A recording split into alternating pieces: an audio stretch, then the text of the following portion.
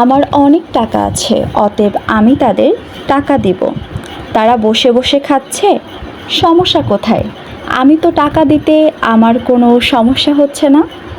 এটা সবচেয়ে বড় ভুল। আমরা যদি দিনের পর দিন টাকা দিতে থাকি, তখন কি হচ্ছে? আমরা তার সবচেয়ে বড় ক্ষতি করে ফেলছি।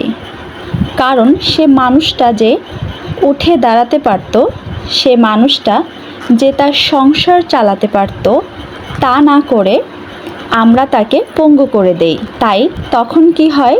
সে মানুষটা বসে বসে খেতে খেতে সে টাকার প্রতি দাবি জন্মে যায়, কিন্তু মায়া থাকে না। কেন মায়া থাকে না?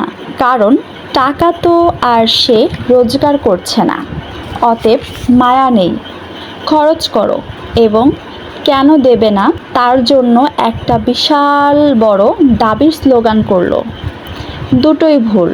একটা মানুষকে একদিন, দুদিন, 4 দিন হেল্প করা যায়, কিন্তু দাঁড়ানোর জন্য সাহায্য করা যায়।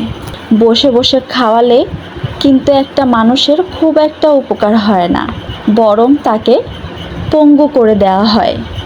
স্বার্থপর মানুষগুলো ঠিক আগাছার মতো, নিজেদের প্রয়োজনে অন্যকে ব্যবহার করে ঠিকই, কিন্তু অন্যের প্রয়োজনে তারা কোনো কাজেই আসে না। মনে রাখবেন, এটা হচ্ছে স্বার্থপর মানুষদের পরিচয় বা চিহ্ন।